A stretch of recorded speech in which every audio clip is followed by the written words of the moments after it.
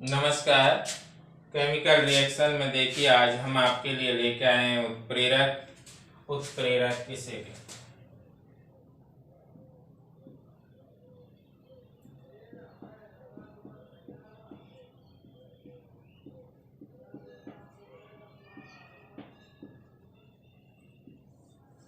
उत्प्रेरक किसी भी रासायनिक अभिक्रिया के अंदर उपस्थित वह पदार्थ जो स्वयं तो परिवर्तित रहता है, लेकिन रासायनिक अभिक्रिया की जो गति होती है, रासायनिक अभिक्रिया का जो वेग होता है, उसके मान में परिवर्तन ला देता है।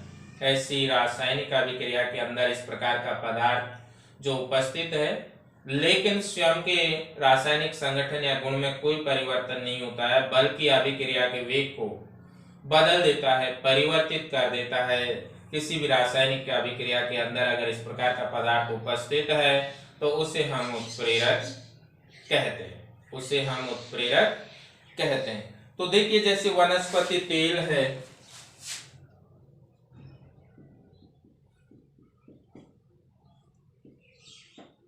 अगर इसका हाइड्रोजनीकरण कराया जाता है तो हाइड्रोजनीकरण जब वनस्पति तेल का कराया जाता है तो इसके अंदर निकेल डाला जाता है और वनस्पति घी बनता है।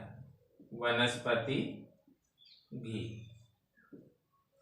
तो ये जो निकेल है, किसी भी रासायनिक अभिक्रिया में हमारे तीन ही कारक होते हैं। एक अभिकारक होता है, एक उत्पाद होता है और तीसरा जो होता है, जो इसको तीर के चिन्ह के ऊपर प्रदर्शित करते हैं, उसे ही हम उत्प्रेरक कहते हैं। और उत्प्रेरक इसमें जो वनस्पति तेल का जब हाइड्रोजनीकरण कराया जाता है, वनस्पति तेल का जब हाइड्रोजनीकरण कराया जाता है निकेल की उपस्थिति में, तो निकेल का जो रासायनिक संगठन है उसके मान में कोई परिवर्तन नहीं होता है, अर्थात उसका जो रासायनिक संगठन है वो यूं का त्यों रहेगी, ना उसकी मात्रा में किसी प्रकार का परिवर्तन होगा। इसलिए निकेल यहाँ पर उत्प्रेरक का कार्य करता है। अब यहाँ यह है कि उत्प्रेरक कितने प्रकार का होगा, तो जो देखिए प्रावस्था होती है, जो अवस्थाएं होती हैं, अवस्था के आधार पर जो उत्प्रेरक है वो हमारा दो प्रकार का होता है, समांगी और विषमांगी। ऐसा उत्प्रेरक जब अभिकारक और उत्प्रेरक की प्रावस्थाएं समान हो, अभिकारक, उत्प्रेरक और उत्पाद तीनों की अगर प्रावस्था एक ही हो, जैसे ठोस है तो ठोस हो, गैस है तो गैस हो, द्रव है तो द्रव हो, तो इस प्रकार के जो उत्प्रेरक होंगे उनको हम समांगी उत्प्रेरक कहेंगे। और अगर अभिकारक और उत्प्रेरक इन दोनों की प्रावस्थाएं अलग अलग हैं तो इस प्रकार के जो उत्प्रेरक हैं उनको हम विषमांगी उत्प्रेरक कहते हैं। इस प्रकार के जो उत्प्रेरक होंगे उनको हम विषमांगी उत्प्रेरक कहते हैं। होमोजीनियस उत्प्रेरक और हेट्रोजीनियस, हेमोजीनियस और हेट्रोजीनियस उत्प्रेरक, इंग्लिश में इनका नाम है समांगी और विषमांगी। तो समांगी उत्प्रेरक ऐसा उत्प्रेरक जिसमें अभिकारक और उत्प्रेरक एवं उत्पाद तीनों की प्रावस्था एक ही हो, उसे हम समांगी उत्प्रेरक कहते हैं। तो अवस्था के आधार पर उत्प्रेरक दो प्रकार के होते हैं। एक आपका समांगी है, समांगी उत्प्रेरक, और दूसरा है विषमांगी उत्प्रेरक। विषमांगी उत्प्रेरक, समांगी उत्प्रेरक और विषमांगी उत्प्रेरक। जब किसी रासायनिक अभिक्रिया के अंदर अभिकारक, उत्प्रेरक और भौतिक उत्पाद तीनों की जब भौतिक अवस्थाएं समान होती हैं तो उसे हम समांगी उत्प्रेरक कहते हैं। जैसे मेथिल एसीटेट की अभिक्रिया अगर जल के साथ कराई जाती है, CH3COO CH3 प्लस जल। अगर इसकी अभिक्रिया कराई जाती है तो इसके अंदर जो उत्प्रेरक है हाइड्रोक्लोरिक अम्ल काम में लिया जाता है, और हाइड्रोक्लोरिक अम्ल के बाद इसमें दो उत्पाद बनते हैं आपका, एक तो एसिटिक अम्ल और एक मेथिल एल्कोहल बनता है। तो दो उत्पाद होंगे CH3 COOH प्लस CH3OH। यह आपका एसिटिक अम्ल है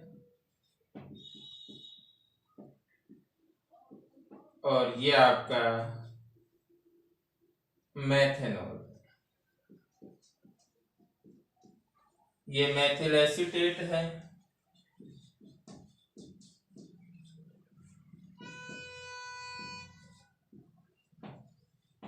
ये आपका जल है। तो इस प्रकार देखिए इसकी भी अवस्था द्रव है, मेथिल एसीटेट की भी, जल की भी द्रव है, हाइड्रोक्लोरिक अम्ल की भी द्रव है। इन सब की जो अवस्थाएं हैं द्रव हैं, और हमारी अभी परिभाषा भी यही कहती है, जब अभिकारक, उत्प्रेरक और इनकी भी दोनों की द्रव है। अभिकारक, उत्प्रेरक और उत्पाद जब तीनों की प्रावस्थाएं समान होती हैं तो उसे हम समांगी उत्प्रेरक कहते हैं, उसे हम समांगी उत्प्रेरक कहते हैं। तो इस तरीके से ये आपका समांगी उत्प्रेरक का उदाहरण हो जाएगा। इसके बाद देखिए विषमांगी, जब किसी रासायनिक अभिक्रिया में इस प्रकार से अगर कोई उत्प्रेरक है जिसमें अभिकारक और उत्प्रेरक दोनों की प्रावस्थाएं अलग अलग होती हैं, तो इस प्रकार के उत्प्रेरक को हम विषमांगी उत्प्रेरक कहते हैं। जब दोनों की प्रावस्थाएं अलग अलग होती हैं तो इस प्रकार की जो उत्प्रेरक होता है उसे हम विषमांगी उत्प्रेरक कहते हैं। विषमांगी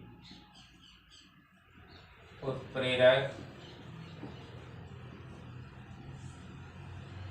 जैसे ये नाइट्रोजन है, हाइड्रोजन है, और इससे एक अमोनिया का निर्माण होता है, और इसके अंदर जो उत्प्रेरक काम में आता है आयरन, इनकी जो अवस्था है ये आपकी गैस अवस्था में है, ये गैस अवस्था में है, और ये आपका ठोस अवस्था में है, और ये आपका द्रव अवस्था में है।